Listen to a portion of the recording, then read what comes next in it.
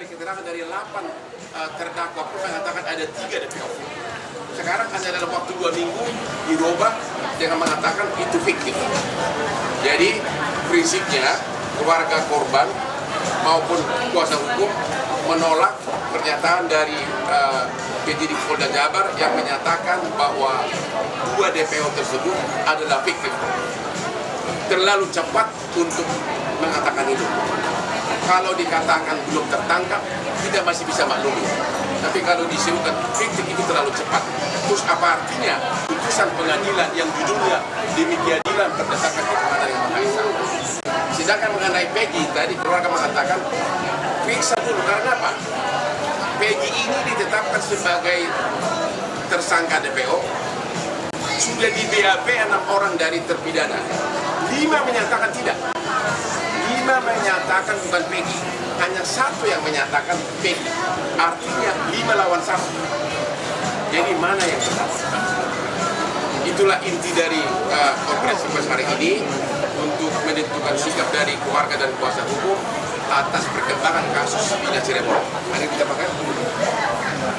Intinya untuk proses Polda Jabar, kami selaku kuasa hukum jangan terlalu tergesa-gesa menetapkan apa yang seharusnya diperiksa terlebih dahulu.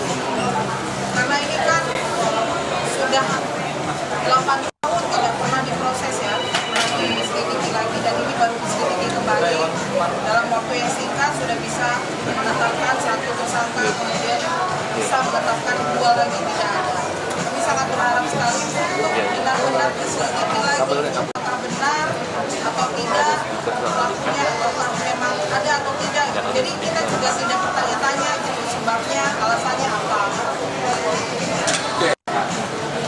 Itu inti pokoknya. Singkat, kalau ada pertanyaan silakan. Ya.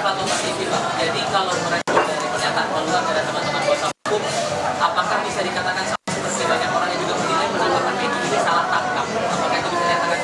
Atau ada hukum acara pidana yang tampaknya tidak dijalankan oleh kepolisian soal tidak menghilangkan? Kalau kami mengatakan bukti hukumnya belum begitu kuat untuk menyatakan Peggy ini sebagai tersangka DPO. Kenapa? Karena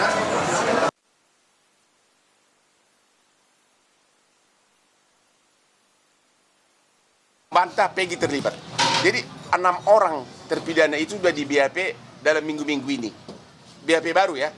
5 mengatakan Peggy tidak terlibat. Hanya 1 yang mengatakan terlibat. Ya, itu dia.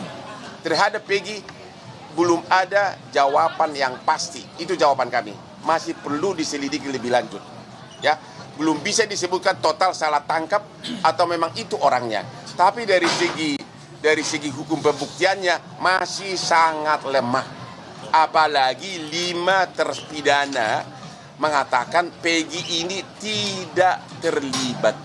Itu jawabannya. Bakal ada koordinasi lebih lanjut nggak dengan Polda Jawa Barat dan tim hukum keluarga Vina ini? Ya kita selalu, gini loh, kita itu kan menghimbau agar jangan tergesa-gesa.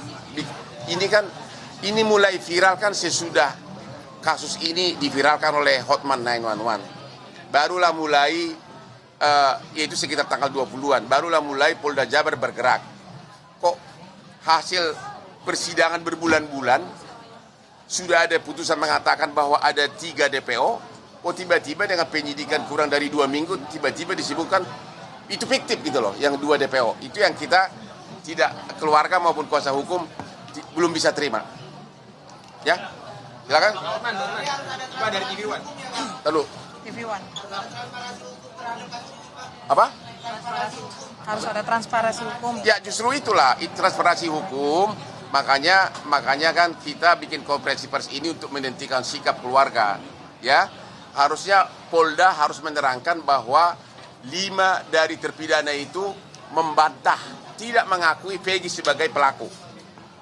Ya, dan yang 2 fiktif ini semua berkas-berkas perkara menyatakan mereka ada, cara memerkosanya ada, motornya ada. Cara mukulnya diuraikan di sini. Ya, masalahnya dan juga si pelaku ini, si 8 terpidana ini tidak pernah mengalihkan tanggung jawab kepada 3 DPO. Biasanya kan orang mengatakan mengalihkan tanggung jawab, dia pelakunya bukan aku. Kalau mereka mengatakan kami lakukan perbuatan itu bersama-sama. Jadi ini perbuatan tidak pidana secara bersama-sama. Jadi kelihatan jelas tidak ada motivasi bagi mereka untuk lempar tanggung jawab. Kelihatan jelas dari awal. Sehingga kalaupun misalnya Polda Jabar belum berhasil menemukan 2 pelaku DPO ini, ya jangan dibilang tergesa-gesa fiktif dong. Ya, itu